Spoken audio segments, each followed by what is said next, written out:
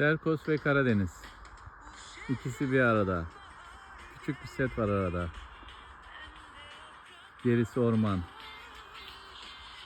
Kilometre kareye bir kişi düşüyordur.